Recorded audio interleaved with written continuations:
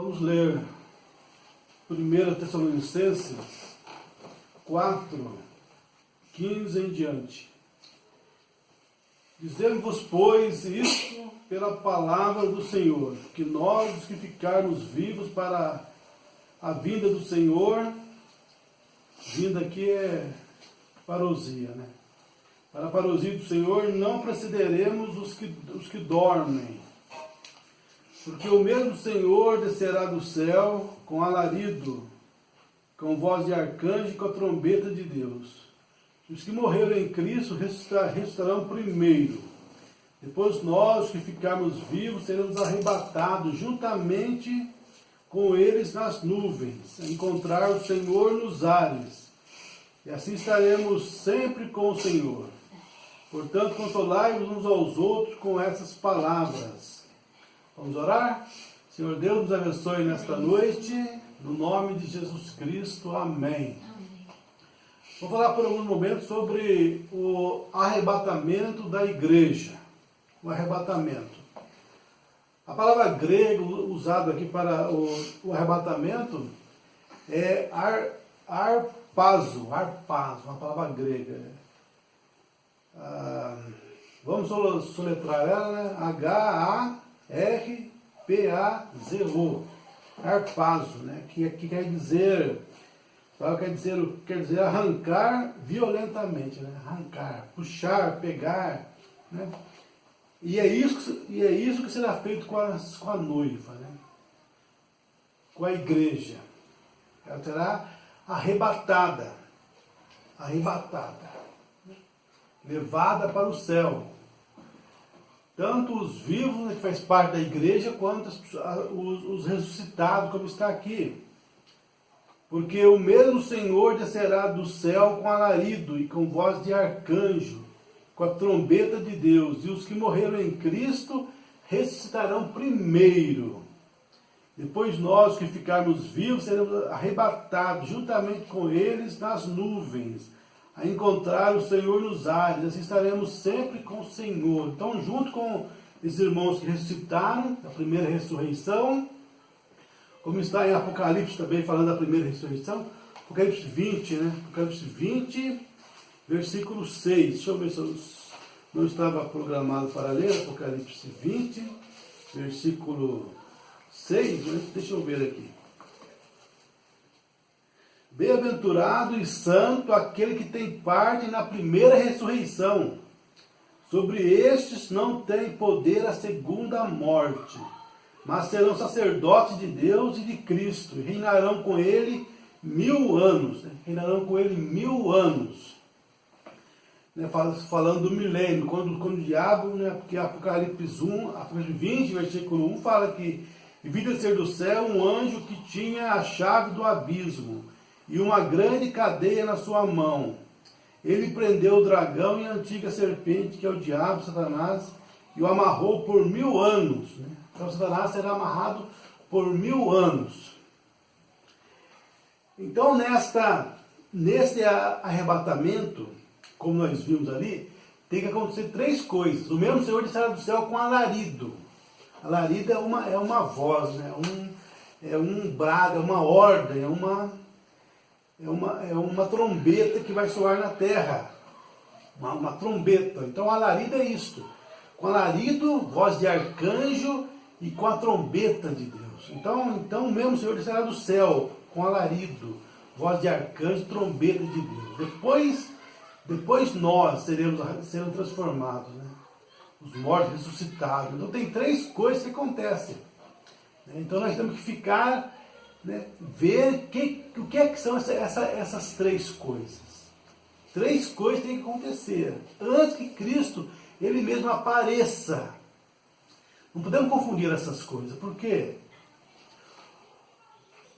O Mombrano nos fala aqui na mensagem o arrebatamento, ele fala aqui no parágrafo 130, 3 coisas acontecem: uma voz, um alarido, uma voz, uma trombeta. Tem de acontecer antes que Jesus apareça. Agora, um alarido. Jesus fará todas essas 3 coisas quando ele estiver descendo. né? Essas três coisas. O alarido é uma revelação, é uma restauração. Uma restauração tem que vir para a igreja, para ela ser arrebatada. Mas uma restauração, aonde está isso? Uma restauração na igreja? Isso está em Atos 3, versículo 20, nos fala, 19 e 20.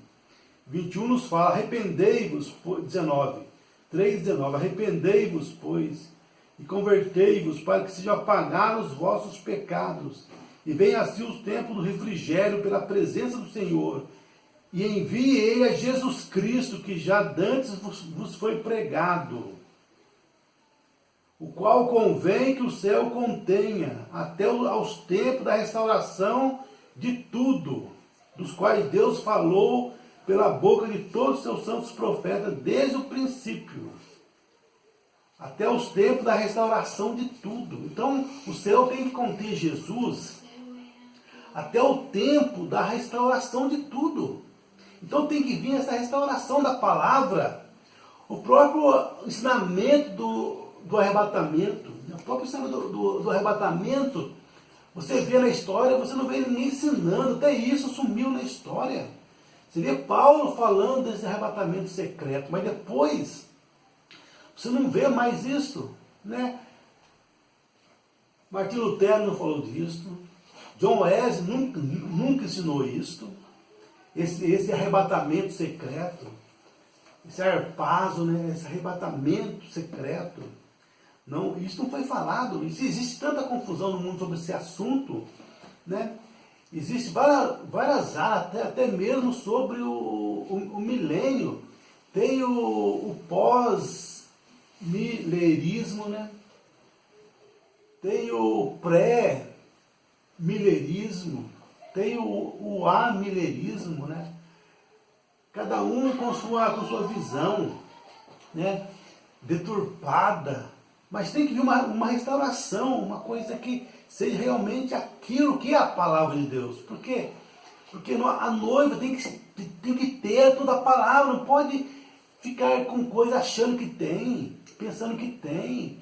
O pós-milerismo, ele crê que Cristo volta, que o arrebatamento é depois do milênio. Que absurdo. Que absurdo pensar um negócio desse, mas o amilerismo ensina isso, que o milênio começou depois da morte de Cristo, da ressurreição de Cristo, começou o milênio. Que Cristo vai voltar agora, depois do milênio. Ou seja, que absurdo, né? Nós vemos ali em Apocalipse, acabamos de ler Apocalipse 20, versículo 6, né? Que aqueles que fazem parte da primeira ressurreição, que eles reinarão com Cristo 1000 anos. É lógico que é depois, então, da ressurreição, porque só quem vai reinar com Cristo 1000 anos será quem? Será aqueles que fazem parte da primeira ressurreição. Então nós vemos aí duas ressurreições, uma antes do milênio e uma depois do milênio, né?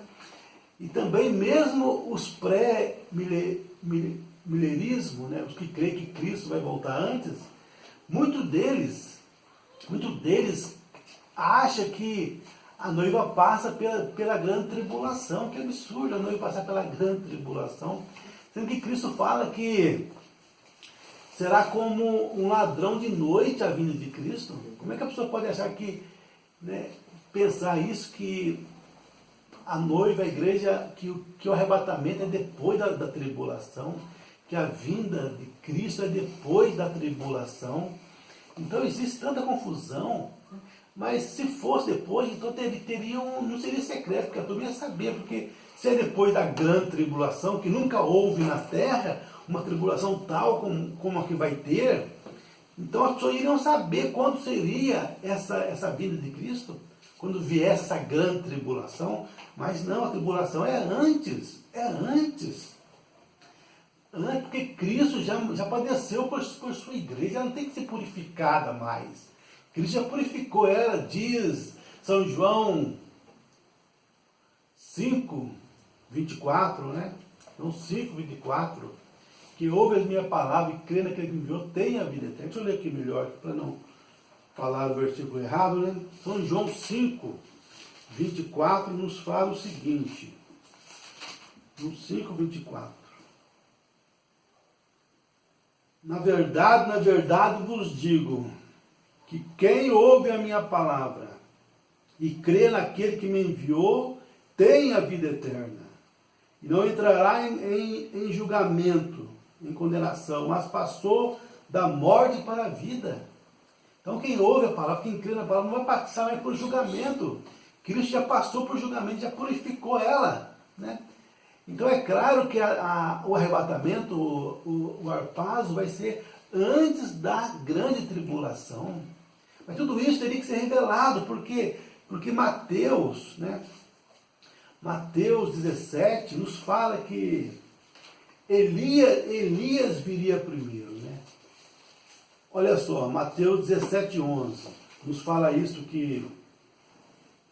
E Jesus respondendo disse-lhes, em verdade Elias virá primeiro e restaurará todas as coisas. Futuro, Elias virá. Por quê? Porque Amós 3,7 fala isso, fala que Deus não vai fazer coisa alguma, né? Se revelar o seu segredo, o seu mistério aos seus servos, os profetas. Deus só revela, Deus tem que revelar o seu segredo aos seus servos profetas. Só faz coisa, tudo que ele faz, ele revela ao seu profeta, igual o irmãozinho falou para mim outro dia aqui, né? Ele foi num culto lá que estava falando que Cristo tinha voltado, 63, na nuvem, né? Cristo tinha voltado, e a irmã tinha acabado de ler a mensagem 65, falando que não tinha voltado, Cristo não voltou ainda. Aí... mas Deus não revelou para o irmão Branco, revelou para mim. Como é que Deus não revela o que acontece para o seu profeta? Que profeta que é esse então? Mas não, né? Tudo que Deus faz, Ele revela para o seu profeta, né?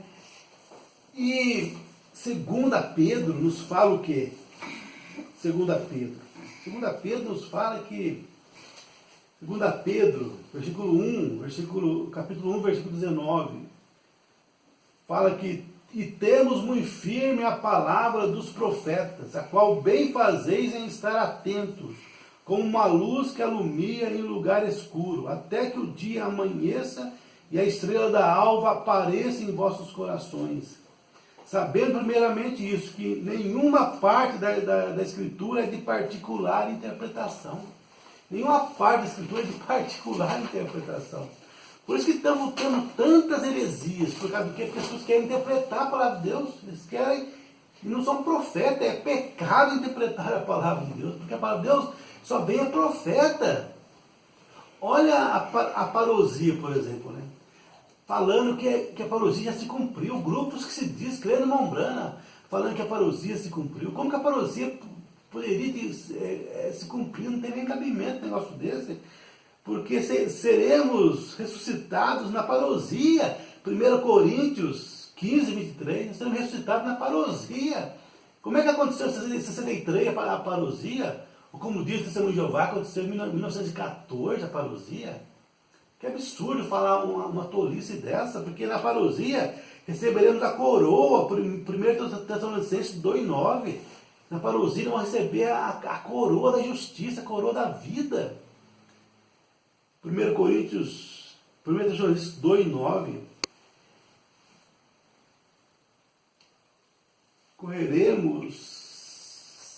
Conservemos santo nosso espírito e a alma e corpo até a parousia. 1 Tessalonicenses 5,23.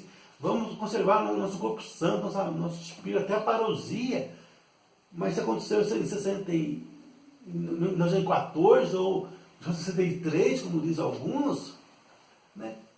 Que tolice! Nós temos que conservar santo até a parousia, que é a vinda de Cristo. Vinda e presença. Como é que vai ter a presença sem ter a vinda? Vai ter vinda sem ter presença? Como é que pode? Cada coisa que a pessoa inventa, né? Mas isso é falta de Seja paciente até a parousia, Tiago 5:2. Seja paciente até a parousia, né? Tá vendo? Se você colocar a parousia como algo que já aconteceu, você quebra toda a escritura, né? Mas Deus ele enviar um profeta para revelar todos os mistérios, porque a igreja tem que conhecer todos os mistérios da palavra, né? Mas essa confusão toda no mundo hoje, né? É por causa do quê? As pessoas não conseguem, né, captar a mensagem. Se a primeira vinda de Cristo teve que ter um mensageiro para precursar, como foi João Batista, ele veio precursar a primeira vinda de Cristo. Mas João Batista não restaurou nada.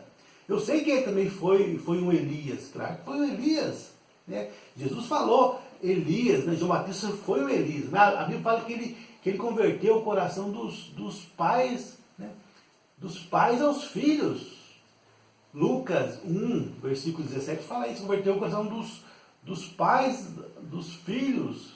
Melhor, vamos ler lá. São Lucas, né? São Lucas 1. São Lucas 1, versículo 17. Vamos ver aqui.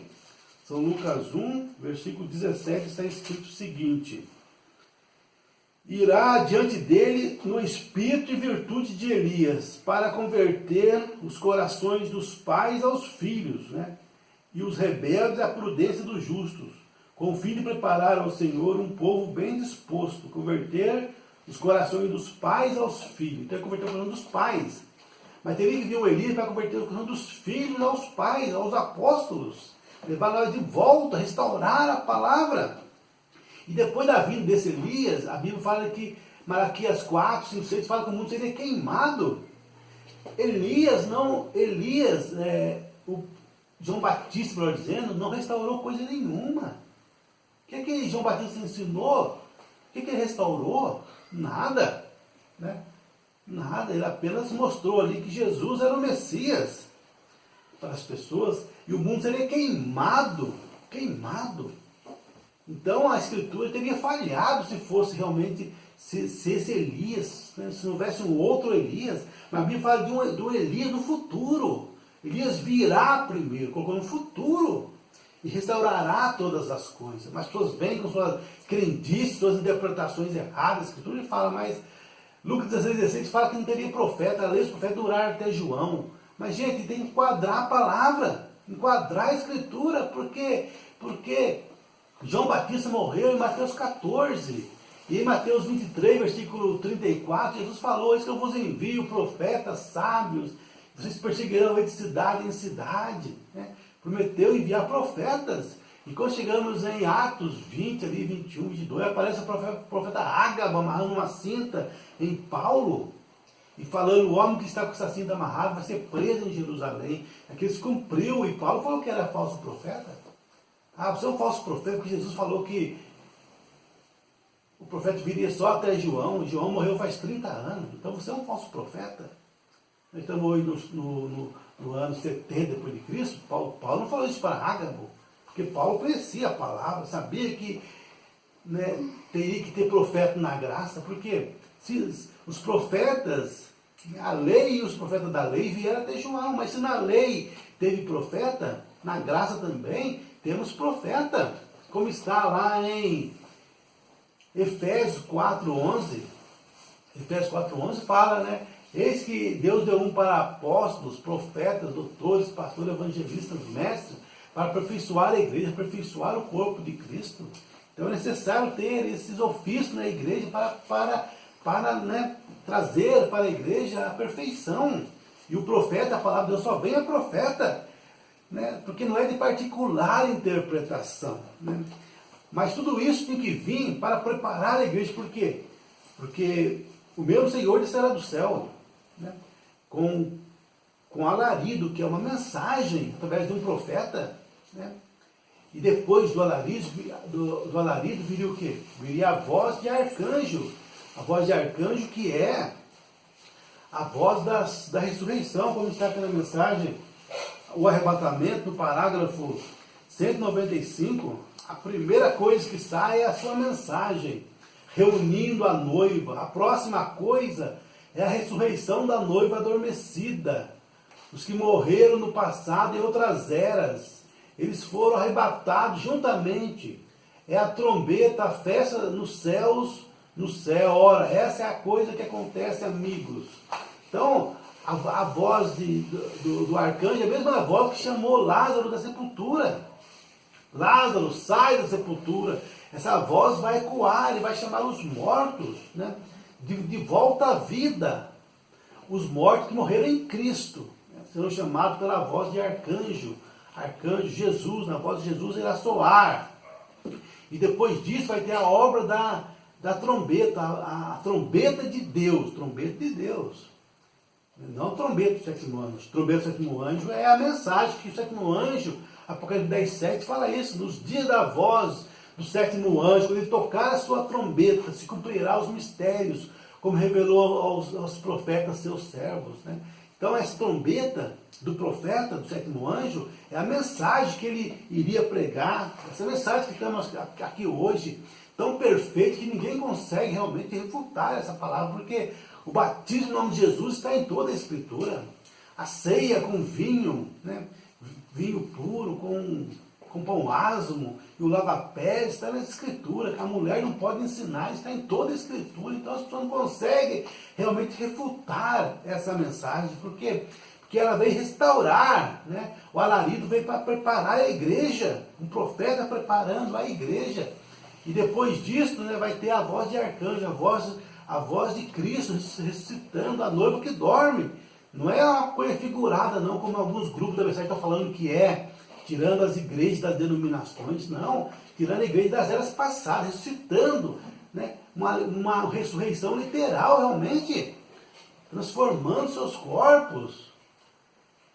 E depois vai ter a trombeta de Deus, que é chamada para as bodas do Cordeiro, né, a subida, subicar, quando subiremos. Mas tudo isso é por causa do quê? Porque as pessoas não conseguem olhar as coisas da maneira correta, como diz Judas 1, versículo 14, fala o quê? Né? Fala que Enoque, o sétimo depois de Adão, ele foi arrebatado, antes da tribulação, antes do dilúvio cair. Então, o tipo da noiva não é Noé. Noé passou guardado ali na tribulação, mas passou pela tribulação. Então nós temos que olhar para os tipos não falham. Então o tipo da igreja é Enoque, ele foi arrebatado antes de cair a primeira gota de água na terra. Agora Enoque é o tipo da igreja, que será arrebatada nesses dias, antes da tribulação. Agora, Noé foi o tipo da virgem Nécia, que passou pela tribulação. As 5 virgens prudentes não passaram pela tribulação. Mas as 5 virgens de Mateus 25, né? Então Noé representa a virgem Nécia que passa pela tribulação. Na verdade, será 3 anos e meio de tribulação, não 7, porque Cristo cumpriu a metade da última semana. Cristo veio ali e cumpriu, né, essa metade da última semana de Daniel. Faltava apenas uma semana. Jesus veio e cumpriu. E na metade da semana ele foi tirado. Agora falta 3 anos e meio, né, para terminar a 70 semana de Daniel. Então o evangelho vai fechar para a noiva gentia. Porque para a noiva gentia tivemos 7 eras da igreja. Está em Apocalipse capítulo 3, né? 2 e 3. 7 eras da igreja. Pérgamo, Esmirna, né? Ou melhor, Éfeso, né? A igreja de Éfeso, Esmirna, Pérgamo, Tiatira, Sardes, Filadélfia, e hoje estamos na última era, Laodiceia. E é nessa era, na 7ª era, que a igreja era tomada, como foi Enoque. Enoque foi tomado o 7º depois de Adão. E na 7ª era, a igreja será arrebatada antes da tribulação. E na tribulação não vai ter salvo. O salvo, já vou entrar nela salvo, que a virgem Nécia vai entrar na tribulação, igual Noé. Noé entrou ali na tribulação, né? E a virgem Nécia também vai entrar na tribulação. Então o tipo da igreja foi Enoque que foi trasladado. Mas as pessoas não conseguem captar e ver o quadro, olhar lá na sombra. Nós temos que olhar na sombra, gente, para ver o quadro perfeito. Não há falha, né? Não há falha. Se na primeira vinda de Cristo teve que ter um profeta para preparar o caminho, no segundo também, segunda vinda de Cristo, tem que ter também um profeta, né? Que foi o William Branham, vindicado para a coluna de fogo, sinais e maravilhas, né? Vindicando seu ministério. Gente, você vai ficar com o quê? Com o que Deus fala do homem? Como que Deus vindica seus profetas? Moisés falou, como que o povo não crê em mim? Dá 2 sinais. Vocês não creem na voz do primeiro sinal, crerão na voz do segundo sinal. Né? Jesus também, né? Aquele sacerdote, ele falou para ele, nós sabemos que você é homem de Deus, porque você não teria feito esses sinais se Deus não fosse com você. Né? Jesus fala também em Mateus 11, né? Ai de ti, Corazim, ai de ti, Betsaida, né? Se os sinais que foram feitos aqui tivessem feito lá em Sodoma, eles estariam até hoje. Né? Ou seja, os sinais vindicaram Jesus. Paulo chegou a falar ali em 1 Coríntios, capítulo 2, 1 Coríntios, não venha ter vós com palavra persuasiva de sabedoria humana, mas com demonstração de poder, para que a vossa fé não ficasse apoiada em sabedoria, em palavras bonitas, mas sim no poder de Deus. Né? Então Deus vindica seus profetas através do poder, do sobrenatural, dos sinais. Foi assim que ele mostra. Né? E que se Deus falou de William Branham, vindicou, autenticou sua mensagem, de que importa as pessoas agora? Vamos ficar com o que os críticos falam do William Branham? Deus vindicou ele de uma forma nunca antes na história. A pessoa fala que Deus vindicou outros homens também, não conhece a vida do William Branham, porque se conhecesse a vida do William Branham, não falaria tal tolice, né? Falar que Deus vindicou outros homens, vindica hoje também. Né? Não existe tal coisa. O William Branham foi o profeta vindicado dessa última era, não tem nenhum outro. Não tem nenhum outro. Depois do verdadeiro veio os personificadores, mas os eleitos vão ficar com o verdadeiro, com a palavra, né? Com a palavra verdadeira de Deus. Porque é para isso que veio, né? Que veio o alarido, para preparar. E se você olhar lá em Gênesis 18 ali, antes do mundo ser queimado, desceu 3 mensageiros. Um ficou com Abraão e discerniu o coração de Sara, que estava numa tenda atrás dele. E 2 anjos foram para Sodoma e Gomorra. E hoje também desceu 3 mensageiros. Billy Graham, Oral Roberts, que foram para Sodoma, para as igrejas, para pregar para eles. Mas com a noiva ficou um, Elohim.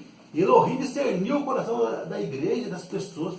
Por isso o lembrando ficava de costa para discernir os corações das pessoas. Né? Então Elohim veio, não é Mombrando, é Elohim. Ele foi o canal humano, um filho do homem, por onde manifestou o filho do homem, cumprindo São Lucas 16:30. Como foi Sodoma, será o dia que o filho do homem se há de manifestar. Mas a pessoa, por falta de revelação, não conhece, né, essa mensagem, esse mensageiro. A pessoa pensa que só veio um profeta, mas foi mais do que um profeta, foi Jesus Cristo em carne humana.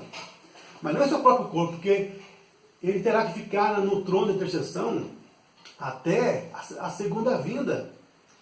E para preparar, ele teria que vir antes para preparar, mas seu próprio corpo está no trono. Então ele preparou o corpo de William Branham, desde criancinha, deixou ele beber, fumar e prostituir seu corpo, para usá-lo dessa forma que ele nunca usou nenhum outro profeta na história, nunca usou esse ministério do Filho do Homem. Então nessa era não foi o ministério de um Filho do Homem, mas do Filho do Homem, mas também não foi segunda vinda. Não foi segunda vinda, mas foi o último sinal antes da segunda vinda, para preparar a igreja para o arrebatamento. Para nós subirmos, para irmos para a festa das bodas, ficar 3 anos e meio na festa das bodas, quando a terra vai estar dominada pelo anticristo em tribulação. Depois de 3 anos e meio, nós voltaremos, Apocalipse 19 fala isso, nós voltaremos, que será a terceira vinda, a igreja virá com milhares de seus santos, viremos, né, com milhares. Como podemos colocar isso então, tudo, né, em um evento só? Como que fala que virá com milhares de seus santos? Né? Judas 1,14 fala ele virá com milhares de seus santos. É lógico que ele vai levar primeiro para a festa das bodas, na segunda vinda. Na segunda vinda ninguém vê Jesus, porque vai ser secreto, mistério. Ninguém vai ver Jesus na segunda vinda. Só a igreja, a noiva vai ver. Agora na terceira vinda, sim. Na terceira vinda ele virá e todos os olhos o verão. Mateus 24, se cumpre ali, né? Mateus 25, se cumpre ali. Todos os olhos o verão. na segunda vinda, que ele virá com seus servos, com seus filhos, para vir na terra para fazer a guerra do Armagedon. Então Satanás será preso por 1000 anos, e a igreja com Cristo reinarão na terra por 1000 anos de paz na terra. 1000 anos, depois de 1000 anos, Satanás será solto novamente para enganar as nações que foram ressuscitadas. Então ele vai enganar as pessoas, e vai ter a guerra de Gog e Magog. Então Deus vai descer fogo sobre o Satanás, e vai ter o último julgamento do trono branco, e vai jogar todos, né, os perdidos ali no lago de fogo. E vai ter a salvação daquelas pessoas que foram julgadas. Então vai vir a nova cidade, cidade santa do céu, a Nova Jerusalém, que vai vir até a terra, a Nova Jerusalém. E as almas que foram condenadas serão lançadas no lago de fogo, a segunda morte, né, que é a segunda morte. E na Cidade Santa, a Cidade Santa tem quase metade do Brasil, o tamanho da cidade da Nova Jerusalém, a cidade de ouro. E ali dentro vai viver a igreja, a noiva, com Cristo, o rei e a rainha na cidade. E fora da cidade, né, vai viver as pessoas que, fora da cidade, vai viver aquelas pessoas que deram um copo de água fria, que foram julgados na segunda ressurreição. Porque na segunda ressurreição, na verdade, não tem ovelha. São como se fosse o pastor separando a ovelha dos bodes. Como se fosse. Mas na segunda não vai ter. Porque a noiva já subiu. As ovelhas sobem na primeira ressurreição. Na segunda tem aquelas pessoas que foram julgadas, né, que vão ser salvos também. Mas eles vão viver na cidade, vão viver fora da cidade, vão trazer as suas plantações.